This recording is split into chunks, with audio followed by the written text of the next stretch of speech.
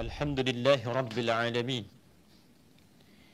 Alhamdulillahilladzi faradal jumu'ata lil mu'minin linakuna minadh dhakirin. Thumma as-salatu was-salam ala al-habibil karim nabiyyina wa sayyidina Muhammadin al-amin wa ala alihi wa sahbihi wa dhurriyyatihi wa ummatihi ila yaumiddin. Amma ba'd. Faya ibadallah, ahbaballahi wa ahbaba rasulihi sallallahu alaihi wasallam, usi nafsi wa iyyakum bitaqwallahi faqad fazal muttaqun. Fala tamutunna illa wa antum muslimun. Faqala ta'ala: Ya ayyuhalladzina amanu ittaqullaha haqqa tuqatih wa la tamutunna illa wa antum muslimun. Asyhadu an la ilaha illallah wahdahu la syarika lah wa nashhadu anna Muhammadan abduhu wa rasuluhu alladzi la nabiyya ba'dah. Hadirin jamaah Jumat rahimani wa rahimakumullah.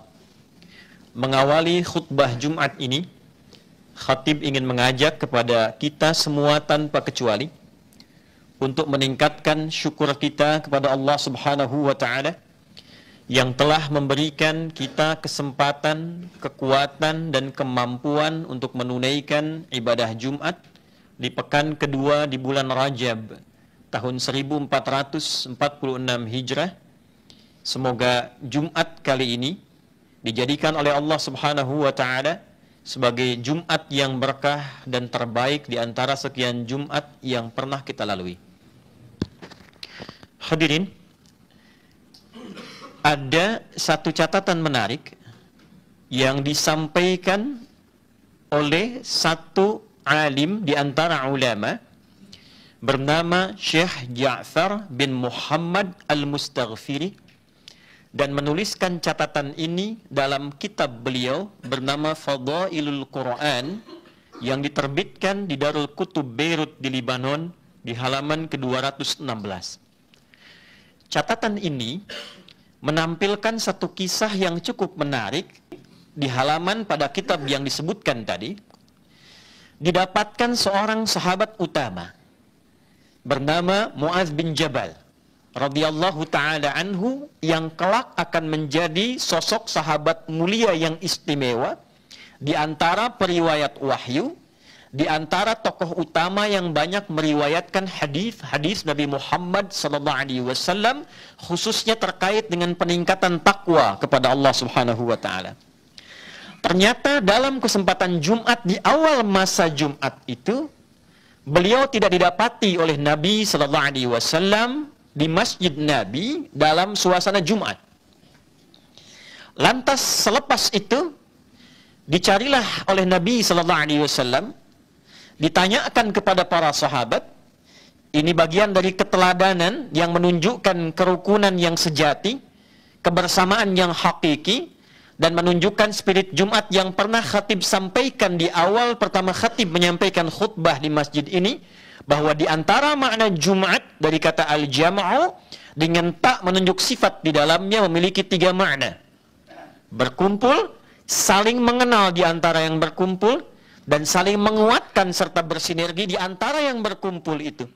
Jadi sekali lagi, pengantar riwayat ini ingin menunjukkan kesan Jumat bukan sekedar ibadah formal saat Anda datang, duduk, mengantuk, kadang tertidur, kemudian sholat 2 rakaat dan pulang begitu saja. Sah, selesai secara formal. Tapi hikmah Jumat lebih besar dibandingkan dengan itu. Siapa di antara kita yang datang Jumat tidak mengenal siapa saudara yang duduk di samping kanannya, kirinya, dan saling mengisi satu di antara yang lainnya. Demikian Nabi ketika tidak menemukan satu jamaah di dalam Jumat, beliau mencari. Adakah si fulan sakit? Adakah si fulan memiliki kesulitan? Dan tidak berhenti pada satu pertanyaan, adakah dan adakah. Dipastikan apa kendalanya, apa solusinya, sehingga ketika ditemukan keadaannya, selesai masalahnya. Itulah Islam. Itulah Jumat. Ketika didapati Mu'adz bin Jabal ini, ternyata tengah berlindung, bersembunyi di rumahnya, karena mengetahui saat akan berangkat Jumat, dia sudah dihadang oleh penagih hutang. Beliau terjebak dalam satu hutang, kemudian tahu penagih hutang itu menunggu dalam kesempatan Jumat Mu'adz akan keluar, dan merasa belum punya kesiapan untuk membayar di hari itu, sehingga menyimpulkan saya menetap di dalam rumah untuk menghindari konflik sebelum menuju ke arah Jumat. Hadirin, yang paling menarik, tahukah apa yang kemudian direspon oleh Nabi SAW? Nabi tidak mencela sikapnya. Nabi melihat keadaannya sesuai dengan porsi dan kondisinya. Di awal masa-masa Jumat, belum turun yang ketat tentang ketentuan Jumat, belum memahami tentang hakikat Jumat. Nabi menempatkan keawaman Mu'adz pada saat itu sebelum menjadi seorang alim yang sangat istimewa. Sikap berikutnya, orang belum tahu, diberitahu, bukan dicela, bukan dimarahi, bukan dijauhkan, bukan dipersekusi. Maka Nabi datang dengan kecerahan yang luar biasa, dengan wajah yang sangat memikat, dengan keadaan yang sangat luar biasa dan istimewa, dan mengatakan kepada Mu'adz dengan solusi. Bukan dengan celaan, bukan dengan desakan, bukan dengan pertanyaan yang menambah beban, tapi dengan solusi.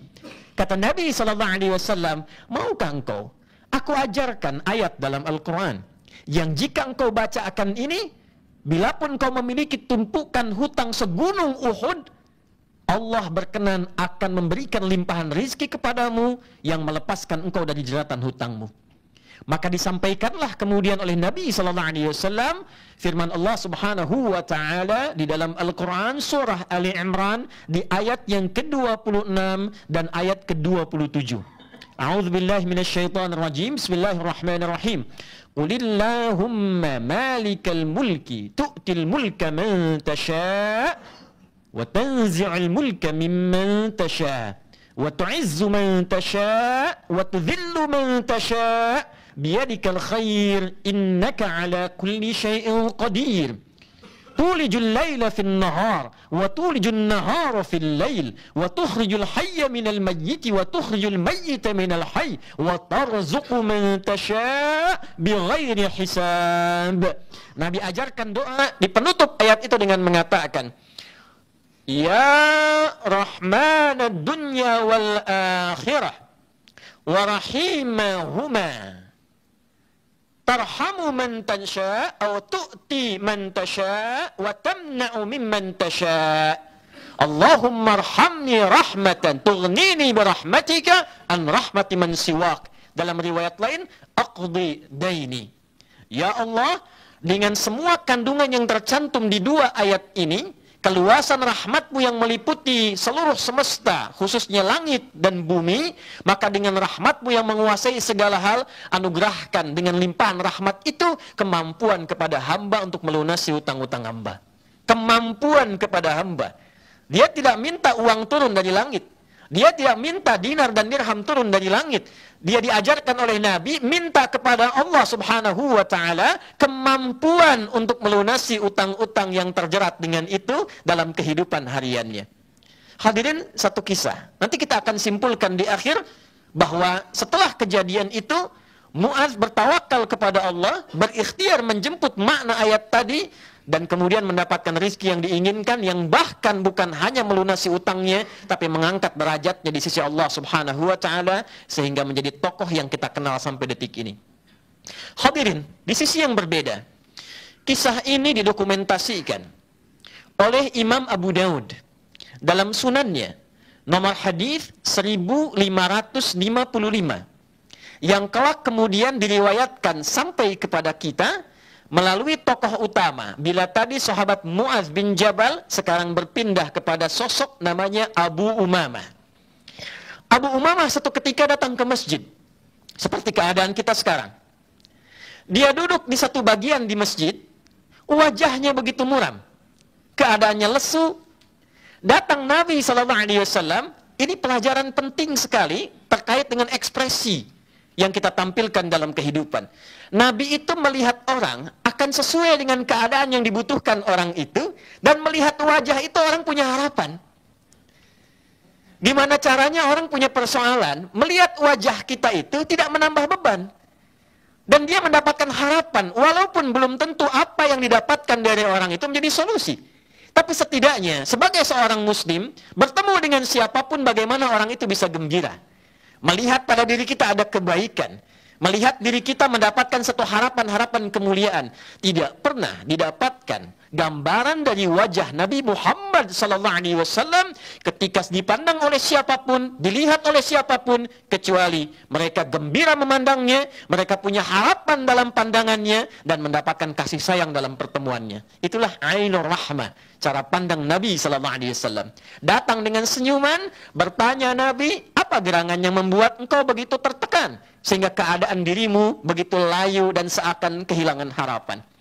Dia berkata, ya Rasulullah, au bima ma'na, saya tertekan dengan keadaan hutang yang mendera saya saat ini, penuh dengan tekanan, saya datang ke masjid untuk mengadu. Maka apa yang Nabi sampaikan?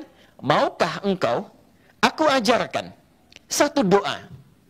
Hadirin, bisa Nabi mengeluarkan dari sakunya untuk mengatakan, pergi, bawa ini, lunasi hutangmu. Tapi apa yang Nabi ajarkan yang lebih istimewa daripada itu? Nabi tidak memberikan ikannya, Nabi memberikan kailnya.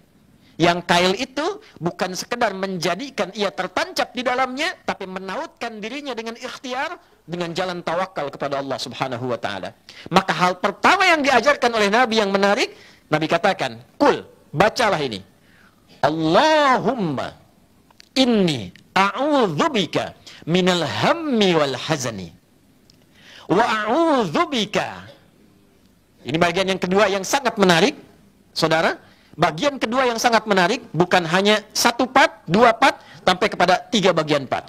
Allahumma inni a'udzubika minal hammi wal hazani, wa a'udzubika minal ajzi wal kasali, wa a'udzubika minal jubni wal bukhli, baru yang terakhir, part akhirnya, wa a'udzubika min ghalabati daini wa qahdir rijal. Ya Allah, hamba menautkan kebutuhan hamba kepadamu, yang dengan itu hamba ingin berikhtiar mengentaskan kesulitan hamba dan menghilangkan tekanan dari utang yang mendera. Hamba mohon ya Allah, lindungi hamba dan jauhkan hamba, yang pertama, minal hammi wal hazani, dari kegelisahan yang membuat hamba meratap dalam hidup dan larut dalam kesedihan. Ternyata saudara, yang diajarkan oleh Nabi, permintaan yang pertama itu bukan limpahan hartanya, bukan uangnya, bukan materi untuk melunasi utangnya. Ada yang lebih penting daripada itu. Kemampuan kita berikhtiar untuk menjemput anugerah Allah dari rizki itu. Jika datang kesedihan, jika larut dalam ratapan, tidak pernah muncul kemudian kemampuan yang tangguh itu.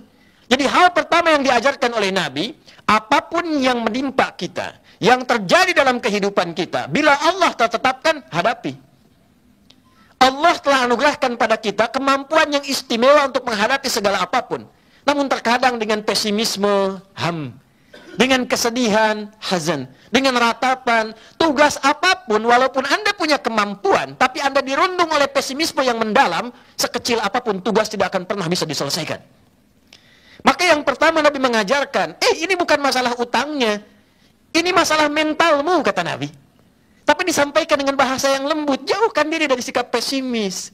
Engkau akan tahu Allah Tuhan yang maha luas, Allah Tuhan yang pemberi, dititipkan padamu kemampuan yang luar biasa, didesain dengan ketentuan yang sangat luar biasa. Tapi kalau engkaunya pesimis, mentalmu jatuh dalam ratapan, jatuh dalam kesedihan, jangankan yang besar, hal kecil pun tidak akan pernah engkau bisa tuntaskan. Maka doa yang pertama memberikan motivasi, mengangkat semangat kita, apapun yang ada di hadapan kita, tugas apapun, Allah telah berikan kemampuan pada kita untuk menyelesaikannya jika kita selalu optimis menatap setiap peluang yang ada di hadapan kita. Allahumma inni a'udzubika minal hammi wal hazani wa minal ajzi wal kasal, dan dari sifat lemah diri dan pemalas. Hadirin yang kedua, ini ada pekerjaan kerjakannya, aduh malas nih. Wah capek kayaknya nih. Wah ini suasananya nggak memungkinkan. Sikap semacam itu tidak menyelesaikan masalah. Maka ternyata di samping ada kemampuan positif dalam diri kita untuk menyelesaikan berbagai hal, ada juga bagian tertentu yang kadang diprovokasi oleh setan untuk muncul melemahkan sikap optimis kita. Rasa malas itu tidak positif. Merasa lemah itu tidak produktif. Kalau Anda ingin menyelesaikan tugas, proyek sebesar apapun, tampilkan sikap optimisme. Jauhkan sikap malas. Datang lebih awal, kalau perlu pulang lebih akhir, koordinasikan dengan baik, tampilkan sikap optimis yang mendalam. Tugas setidaknya dengan optimis, setengah pekerjaan kita selesai dilakukan.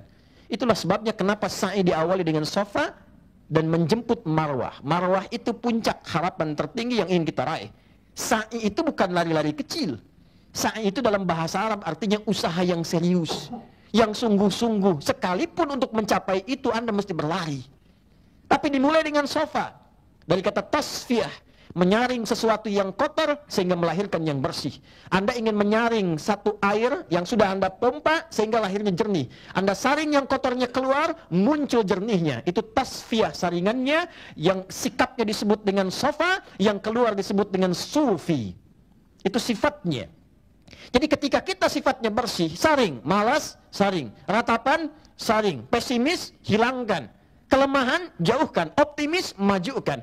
Maka orang yang bergerak dengan sikap-sikap positif, dia sudah ada di puncak bahkan sebelum dia bergerak dan menjemput marwah yang dia inginkan. Allahumma inni a'udzubika minal ajzi wal kasali wa a'udzubika minal jubni wal bukhli. Dan aku berlindung padamu ya Allah dari sikap pecundang dan pelit. Setelah dapat rizkinya, setelah dia berusaha, setelah diberikan kemampuan, ternyata tak punya kemampuan untuk berbagi. Itu disebut oleh Nabi, orang yang dititipkan rizki, dengan peluang dia mencari amal soleh dengan rizki itu, mudah bagi Allah titipkan pada hamba yang lain. Tapi ketika Allah titipkan pada dirinya, baik dengan ilmu, dengan kedudukan, dengan harta, bahkan dengan tenaga, ternyata hikmah dibalik semua titipan itu, agar kita mencari legasi terbaik sebelum pulang kepada Allah.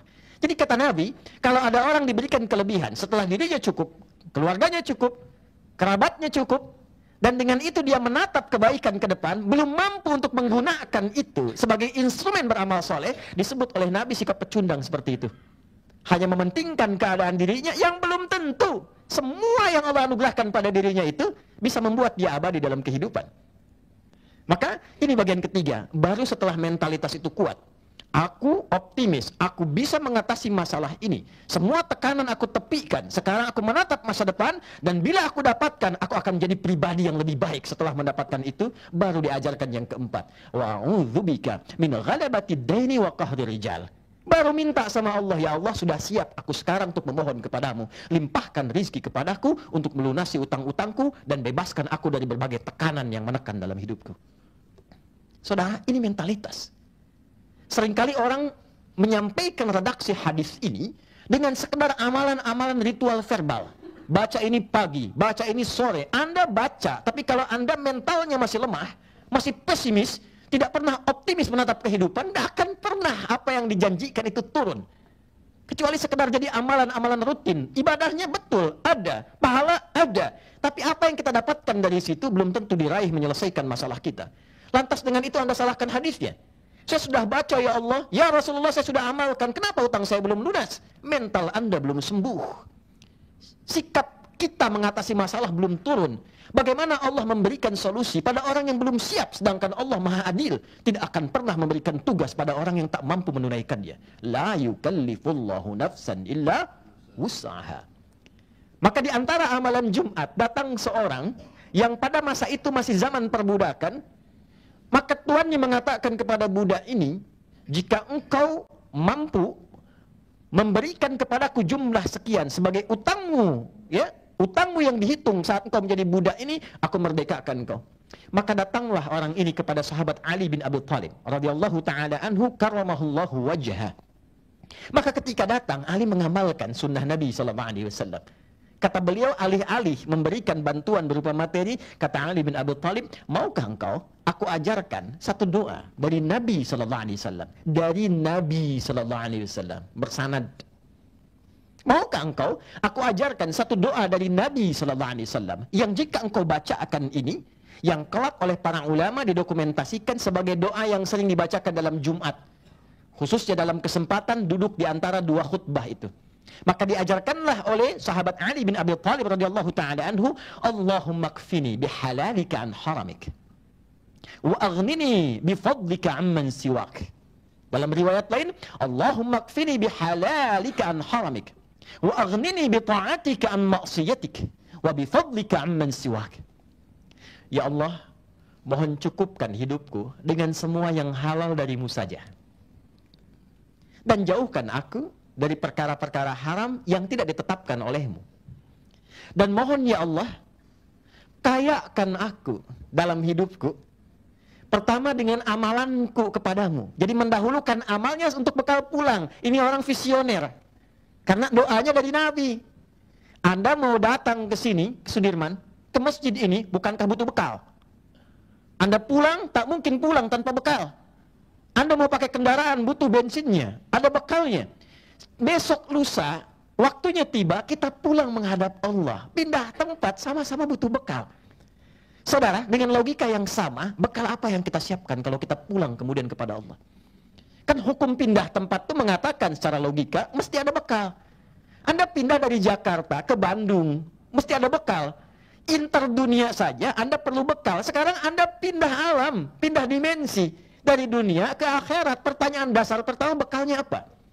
Beruntungnya, berbahagianya kita sebagai muslim, semua konsep kehidupan itu jelas. Di alam kubur bekalnya ini, amalannya ini, pertanyaannya ini, keadaannya begini. Di akhirat bekalnya ini, caranya begini, kehidupannya begini, mengatasinya begini, solusinya begini.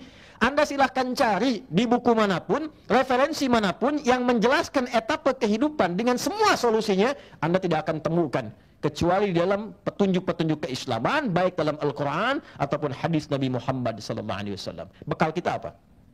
Maka ketika meminta, orang yang visioner berpikir panjang diajarkan oleh Nabi, hei, engkau tinggalkan dunia, sifat dunia hilang. Engkau pejabat, meninggalkan dunia, jabatanmu hilang. Silakan Anda cek di semua makam nisan kuburan, apakah jabatan disebutkan? Anda hanya akan temukan harapan tertingginya, bukan jabatan. Almarhum. Almarhum itu yang disayang oleh Allah. Bagaimana kita pulang disayang Allah? Bagaimana bisa disayang? Kalau untuk sholat belum semangat, untuk baca Quran belum mampu, semangat tidak ada. Nabi menghargai orang yang ingin baca Quran dengan segenap kemampuannya. Walaupun dia belum fasih membacanya, Nabi katakan, falahu ajran, dia dapat pahala 2 kali lipat. Orang yang lancar gampang baca Quran, yang tidak lancar pengen dia bisa baca saja, kata Nabi, falahu ajran, dia dapat 2 pahala. Pahala keinginan kuat dia untuk membaca, dan yang kedua pahala dari semua bacaan yang bisa dia kumpulkan. Tapi poinnya adalah akhirat didahulukan. Bita'atika am maksiatika, ya Allah, berikan hamba kemampuan untuk menaatimu. Taat kepadamu dalam sholat, taat kepadamu dalam pekerjaan, taat kepadamu di rumah tangga, dan jauhkan hamba dari segala peluang-peluang dan potensi maksiat. Baru yang ketiga, bifadlika amman siwak. Ya Allah, anugerahkan hamba darimu rizki yang terbaik, yang paling utama, dan bukan dari sisi lain yang tidak engkau tetapkan. Ketika semua jalan buntu di dunia, serahkan semua urusan kepada Allah untuk memberikan yang terbaik dalam kehidupan kita. Makanya sahabat sering datangnya ke masjid. Minimal apa? Minimal hatinya tenang dulu. Minimal tenang dulu. Jadi ketika hati tenang, hati tentram, pikiran kita jernih. Saudara, jiwa yang tenang melahirkan pikiran yang cemerlang. Anda punya masalah, kita punya masjid. Di gedung ini bahkan disediakan masjid. Datang, turun lantai 3, ambil wudhu, sholat 2 rakaat. Walaupun solusi belum datang, ketenangan itu muncul. Boleh jadi masalah tidak selesai, bukan Anda kurang hebat, bukan Anda kurang mampu, Anda kurang tenang. Itu yang kita butuhkan. Hadis-hadis ini mengajarkan kepada kita bahwa yang pertama, Islam tidak melarang kita berutang, tapi lebih menganjurkan kita untuk mengurangi beban-beban kehidupan. Jika tidak dibutuhkan, tidak perlu dilakukan. Tapi jika itu bagian dari tuntutan, tidak mengapa, asal punya keinginan kuat, komitmen yang sama juga untuk melunasinya. Itulah sikap gentle yang diajarkan dalam Islam. Anda berani minjam, Anda harus bisa berani melunasi. Ketika Anda meminjam, Allah menetapkan, di saat yang sama Allah memberi hukum, dia bisa melunasi.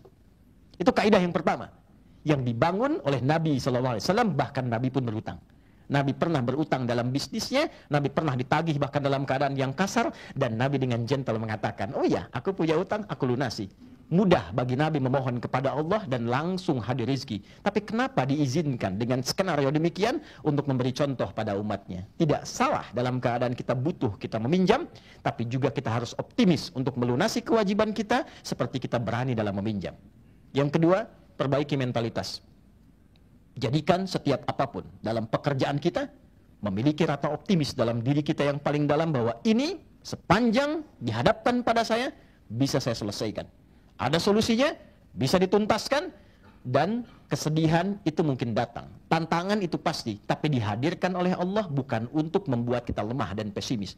Tantangan didatangkan kepada kita untuk menguji apakah kita masih serius untuk bisa mewujudkan mimpi-mimpi yang telah kita tenun dari proyek-proyek kehidupan yang telah kita siapkan. Dari mana kita ketahui itu? Sebagai penutup, Al-Quran surah ketiga Ali Imran di ayat 142. Am hasibtum an tadkhulul jannata walamma ya'lamillahu alladhina jahadu minkum wa ya'lamas sabirin. Apa Anda duga begitu mudah meraih kesuksesan? Di dunia pekerjaan Anda ingin sukses? Di akhirat pengen sukses? Semudah membalikan telapak tangan? Tidak. Kata Allah, walamma ya'lamillahu alladhina jahadu minkum wa ya'lamas sabirin. Sementara belum diketahui pada dirimu kesungguhan engkau untuk mengatasi berbagai ujian kehidupan, untuk menguji engkau apakah serius ingin mencapai kesuksesan itu. Maka jahadu dia turunan dari 3 kata. Ijtihad, kesungguhan dalam merencanakan. 2, jihad, kesungguhan dalam mengeksekusi di lapangan. Yang ketiga adalah mujahadah, kesungguhan dalam mengatasi gejolak hati. Jika Anda punya proyek, rumuskan dengan benar. Siapkan konsepnya dengan baik, yang terukur, yang runtut, yang sistematis. Setelah itu jangan cuma jadi konseptor, turun ke lapangan, lihat proyeknya, pastikan dengan baik. Tapi ingat, bisa terjadi di lapangan, singgungan itu bukan masalah fisik, bukan masalah pikiran, tapi kadang datang masalah hati, masalah iri hati, masalah saling kemudian ria, masalah kemudian saling mengisi, kadang-kadang muncul dendam dan sebagainya. Nah, kata Allah, kalau ingin sukses, atasi juga itu. Maka satukan jadi bagian keluarga. Anda bekerja satu tempat, jadikan semua keluarga. Jika sudah berkeluarga, maka saling mendukung, saling mensupport, membawa kebahagiaan bersama. Dan dengan itulah kita diajarkan dalam Islam ketinggian bersikap sebagai ibadah tertinggi kita kepada Allah Subhanahu wa taala. Barakallahu li wa lakum fil Qur'anil azim wa nafa'ani wa iyyakum bima fihi minal ayati wa dzikril hakim wa taqabbala minni wa minkum tilawatahu innahu huwas samiul alim. Ud'ullaha yastajib lana wa lakum jami'an.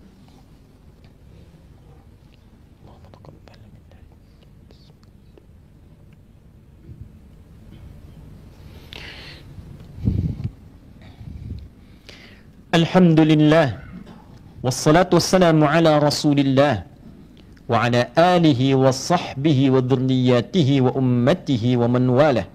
Nashhadu an la ilaha illallah wahdahu la sharika lah wa nashhadu anna Muhammadan abduhu wa rasuluhu alladhi la nabiyya ba'dah. Allahumma salli wa sallim wa barik ala hadzal nabiyyil karim nabiyyina wa sayyidina Muhammadin al-amin wa ala alihi wa sahbihi ajma'in. Ibadallah, qala ta'ala inna allaha wa malaikatahu yusalluna 'alan nabi ya ayyuhalladzina amanu sallu 'alaihi wa sallimu taslima. Allahumma salli wa sallim wa barik ala hadzal nabiyil karim habibina al-mustafa al-amin nabiyyina Muhammadin wa ala alihi wa sahbihi ajma'in. Allahumma nahmaduka hamdan syakirin hamdan na'imin hamdan yuwafi ni'amahu wa yukafi'u mazidah. Ya Rabbana lakal hamdu wa lakal syukru kama yanbaghi li jalali wajhikal karim wa li'azimi sultanik. Allahumma ighfir lil muslimina wal muslimat wal mu'minina wal mu'minat al ahya'i minna wal amwat innaka sami'un qaribun mujibu da'wat wa ya qadiyal hajat. Rabbana la tada' lana fi maqamina hadha wa fi kulli maqamin dhanban illa ghafartah. Ya Allah, jika ada hambamu di dalam suasana Jumat ini datang membawa dosa, jangan biarkan ia meninggalkan Jumat ini kecuali Engkau ampuni seluruh dosa-dosanya. Wala hamman illa farajtah. Ya Allah, jika ada hambamu siapapun yang datang ke Jumat ini dengan kegelisahan di hatinya, maka mohon jangan biarkan ia meninggalkan Jumat ini kecuali Engkau telah tenangkan keadaan jiwanya. wala dainan illa qadaitah, jika ada satu di antara kami ya Allah yang datang membawa kegelisahan dengan limpahan utang piutang pada beban hidupnya, maka mohon dengan keberkahan Jumat ini anugerahkan rizki kepadanya untuk melunasi utang-utangnya. Wala asiran illa yasartah, jika ada yang diuji dengan kesulitan di pekerjaan, di rumah tangganya, kehidupan sosialnya, maka mohon ya Allah dengan rahmatmu ringankan dan hilangkan seluruh kesulitannya. Wala maridan illa syafaitah, jika ada di antara kami yang diuji dengan penyakit seberat apapun, maka mohon angkat dan sembuhkan seluruh penyakitnya. Allahumma ati anfusana taqwaha wa zakkiha anta khairu man zakkaha anta waliyuha wa maulaha. Ya Allah, mohon bersihkan keadaan hati kami dari sifat iri hati, sifat dengki, jadikan dan isikan bagian dari dalam hati kami dengan takwa dan sifat-sifat kebaikan yang menyatukan kami dalam rahmat-Mu.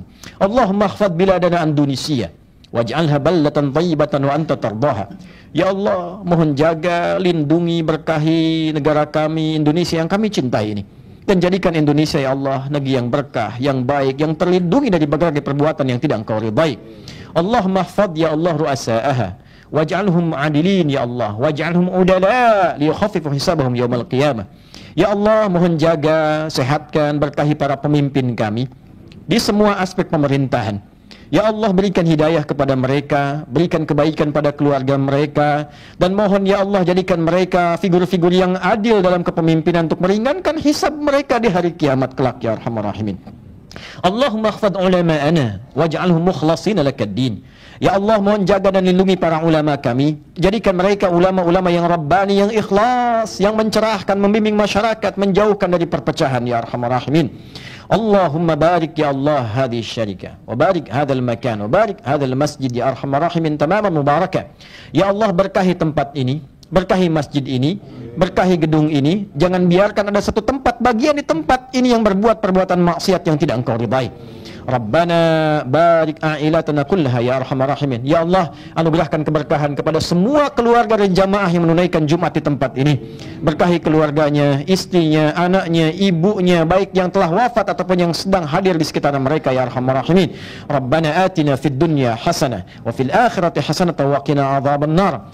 Allahumma bifadlika subhana rabbika rabbil izzati amma yasifun wa salamun alal mursalin wa akhiru da'wana subhanaka Allahumma rabbana wa bihamdika nashhadu an la ilaha illa anta nastaghfiruka wa natubu ilaik walhamdulillahi rabbil alamin. Ibadallah, inna Allaha ya'muru bil 'adli wal ihsan wa ita'i dzil qurba wa yanha 'anil fahsya'i wal munkari wal baghi ya'izukum la'allakum tadhakkarun wa la dzikrullahi akbar wallahu ya'lamu ma tasna'un. Aqimus shalah yarhamukumullah.